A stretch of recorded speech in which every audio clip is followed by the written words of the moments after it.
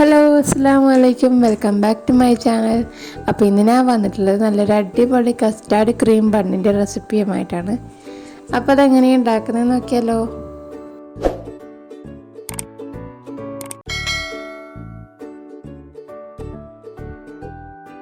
അപ്പോൾ ഇതിനായിട്ട് ഒരു ബൗളിലേക്ക് ഒരു അര കപ്പ് ചെറു ചൂടുവെള്ളം ഒഴിച്ചു കൊടുക്കാം. എന്നിട്ട് ഇതിലേക്ക് 1 ടീസ്പൂൺ ഇൻസ്റ്റൻറ്റ് ഈസ്റ്റ് ചേർത്ത് കൊടുക്കുന്നുണ്ട്. പിന്നെ അതിലേക്ക് 2 ടേബിൾ സ്പൂൺ പഞ്ചസാര കൂടി ചേർത്തിട്ട് ഒന്ന് മിക്സാക്കി കൊടുക്കാം. അപ്പോൾ ഇതിൽ ചൂടുവെള്ളത്തിൻ്റെ പകരം നിങ്ങൾക്ക് ചെറിയ ചൂടുള്ള പാലും എടുക്കാവുന്നതാണ്.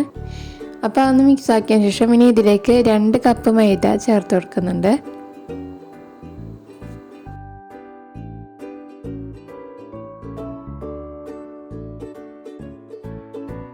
ഇനി ഇതിലേക്ക് 2 ടേബിൾ സ്പൂൺ പാൽപ്പൊടി ചേർത്ത് കൊടുക്കാം. അപ്പോൾ നേരത്തെ ചൂടുവെള്ളത്തിന് പകരം പാലാണ് ചേർക്കുന്നതെങ്കിൽ പാൽപ്പൊടി നിർബന്ധമൊന്നുമില്ല. ഇനി ഇതിലേക്ക് 2 ടേബിൾ സ്പൂൺ സൺഫ്ലവർ ഓയിലാണ് ഒഴിച്ച് കൊടുക്കുന്നത്. അപ്പോൾ ഓയിലിന് പകരം നിങ്ങൾക്ക് ബട്ടറും എടുക്കാവുന്നതാണ്. പിന്നെ ഇതിലേക്ക് ആവശ്യത്തിനുള്ള ഉപ്പും കൂടി ചേർത്തിട്ടാകുമ്പോൾ നന്നായിട്ടൊന്ന് മിക്സ് ആക്കിയെടുക്കാം. അപ്പോൾ നമ്മൾ നേരത്തെ എടുത്തു വെച്ച വെള്ളത്തിൽ നിന്ന് കുറച്ചും കൂടി ഒഴിച്ച് കൊടുക്കാം. അപ്പോൾ ടോട്ടൽ 1 കപ്പ് വെള്ളം എടുത്തതിന് ഒരു 3/4 ഭാഗത്തോളം നമ്മൾ ഈ മാവ് ഉണ്ടാക്കാൻ വേണ്ടിയിട്ട് എടുത്തിട്ടുണ്ട്. എന്നിട്ട് നന്നായിട്ട് അതൊന്ന് കുഴച്ചെടുക്കുക. നല്ലൊരു സോഫ്റ്റ് മാവാക്കിയിട്ട് എടുക്കുക.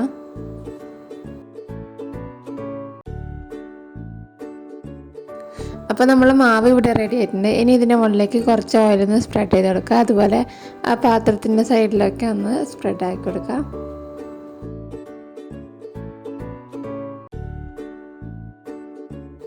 ഇനി ഒരു ക്ലീൻ റാപ്പ് വെച്ചിട്ട് നന്നായിട്ട് ഒന്ന് അടച്ചു കൊടുക്കുന്നുണ്ട്. അപ്പോൾ ആ ക്ലീൻ റാപ്പ് ഇല്ലാന്നുണ്ടെങ്കിൽ നല്ലൊരു കോട്ടൺ തുണി അല്ലെങ്കിൽ നല്ല എയർ ടൈറ്റ് ആയിട്ടുള്ള എന്തെങ്കിലും ഒരു മൂടി എടുത്തിട്ട് നന്നായിട്ടൊക്കെ അടച്ചു വെക്കുക. ഇനി ഒരു 2 മണിക്കൂർ ഇത് റെസ്റ്റ് ചെയ്യാൻ വെക്കാം. ഇനി നമുക്ക് ഇതിലേക്കുള്ള കസ്റ്റാർഡ് ക്രീം തയ്യാറാക്കിയെടുക്കാം. അതിന് വേണ്ടിയിട്ട് 1 കപ്പ് പാലവിടെ ചൂടാക്കാൻ വെച്ചിട്ടുണ്ട്. ആ സമയം നമ്മൾ 2 ടേബിൾ സ്പൂൺ കസ്റ്റാർഡ് പൗഡറിലേക്ക് കുറച്ച് പാലൊഴിച്ചിട്ട് ഒന്ന് മിക്സാക്കി എടുക്കുക. കട്ടയൊന്നും ഇല്ലാതെ ഒന്ന് മിക്സാക്കി എടുക്കാം. എന്നിട്ട് നമുക്ക് ആ പാലിലോട്ട് ഒഴിച്ച് കൊടുക്കാം. അപ്പം തന്നെ മിക്സാക്കി കൊടുക്കണം, അല്ലെങ്കിൽ അത് കട്ട പിടിക്കും. പിന്നെ ഒരു 1/4 കപ്പ് പഞ്ചസാര കൂടി ചേർത്ത് കൊടുക്കുന്നുണ്ട്. എന്നിട്ട് ഒന്നുകൂടി നന്നായിട്ട് മിക്സാക്കി കൊടുക്കാം. അപ്പോൾ കസ്റ്റാർഡ് ചേർത്തോണ്ട് തന്നെ കൈയെടുക്കാണ്ട് ഇളക്കിക്കൊണ്ടിരിക്കണം.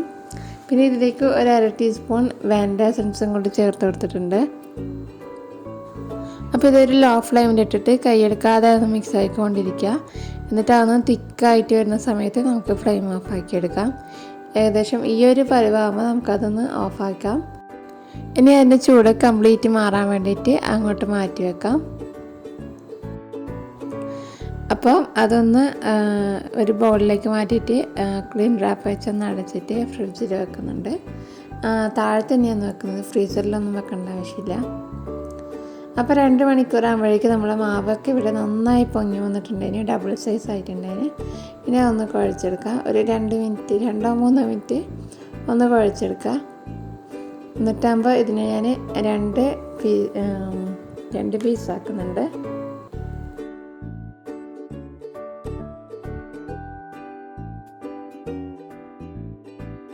അപ്പോൾ അതിൽ നിന്ന് എടുത്തിട്ട് ഒന്ന് ഒരു സിലിണ്ടർ ഷേപ്പ് പോലെ ഒന്ന് ആക്കി വെക്കുക. നീളത്തിൽ വെച്ചിട്ടാകുമ്പോൾ അത് നമുക്ക് ഒന്ന് കട്ട് ചെയ്തെടുക്കാം.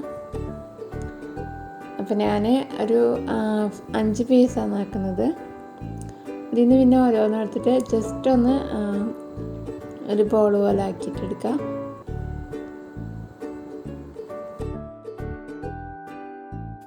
അപ്പോൾ അതിൽ നിന്ന് ഒന്ന് മാത്രം എടുത്തിട്ട് ബാക്കിയെല്ലാം ഞാൻ അടച്ചു വെക്കുന്നുണ്ടെങ്കിൽ തുറന്ന് വെച്ചിട്ടുണ്ടെങ്കിൽ അത് ഡ്രൈ ആയി പോവും. അപ്പോൾ അതിൽ നിന്ന് ഒന്നെടുത്തിട്ട് ഇതുപോലെ കൈ കൊണ്ടൊന്ന് പ്രസ് ചെയ്ത് പരത്തി കൊടുക്കുക. എന്നിട്ടാകുമ്പോൾ അതിൻ്റെ ഒരു സൈഡിലായിട്ട് നമ്മൾ നേരത്തെ തയ്യാറാക്കി വെച്ച കസ്റ്റാർഡ് ക്രീം വെച്ച് കൊടുക്കാം.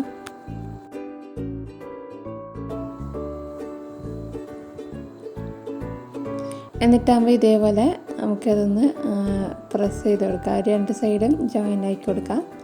നമ്മൾ പിരിയഡേൻ്റെ ഒക്കെ ഷേപ്പില്ല, അതുപോലെ ആ ഒരു ഷേപ്പിലാണ് ഇതുള്ളത്. അപ്പോൾ ഇനി ബാക്കിയുള്ളതും ഇതുപോലെ തന്നെ ആക്കിയെടുക്കാം.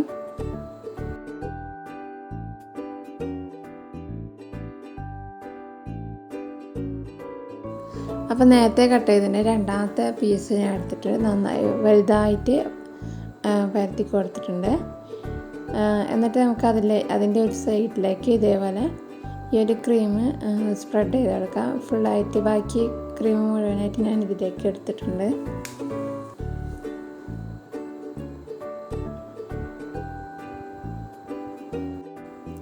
ഇത് ഞാനൊരു സ്ക്രൈപ്പർ വെച്ചിട്ട് ജസ്റ്റ് ഇങ്ങനെ ഒന്ന് വരവെച്ച് കൊടുത്തിട്ടുണ്ടായിരുന്നു. അപ്പോൾ അതിങ്ങനെ ചെയ്യുന്ന സമയത്ത് അത് മുറിയാതെ നോക്കണം. എൻ്റെ അടുത്ത് നിന്ന് മുറിഞ്ഞിട്ടുണ്ടായിരുന്നു.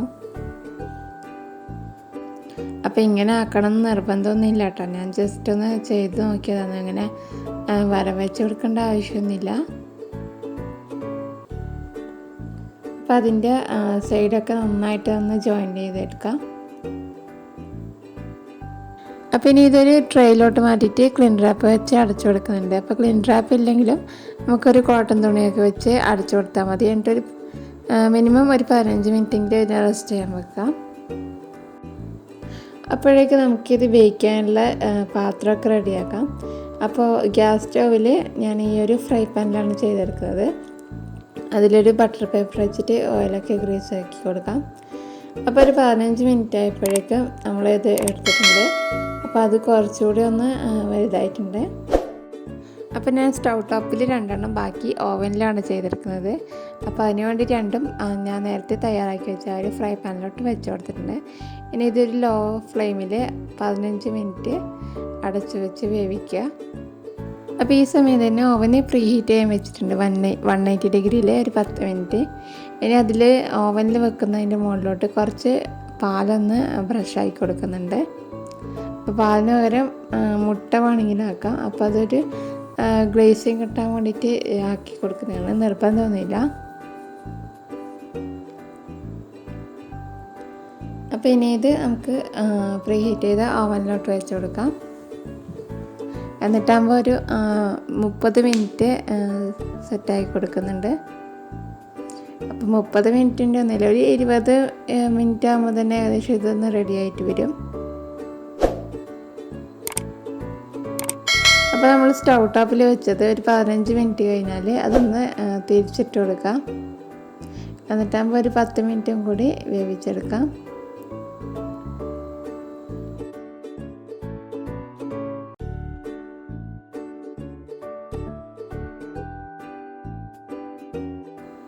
അപ്പോൾ ഇതാ ഒരു 20-25 മിനിറ്റ് ആകുമ്പോഴേക്കും നമുക്ക് നന്നായിട്ട് ബേക്ക് ചെയ്ത് വന്നിട്ടുണ്ട്.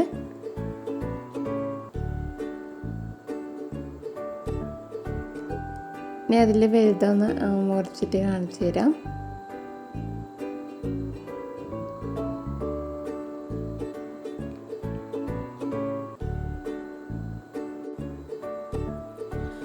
അപ്പോൾ ഇതാ നോക്കിക്കോ, നല്ല സോഫ്റ്റായിട്ട് നല്ല എന്താ പറയുക, നല്ല ഒരു ബണ്ണിൻ്റെ ടെക്സ്ചറിൽ വന്നിട്ടുണ്ട്. നല്ല അതിൻ്റെ ഇടയ്ക്ക് ഒരു ക്രീമൊക്കെ ആയിട്ട് നല്ല അടിപൊളി ടേസ്റ്റാണ്.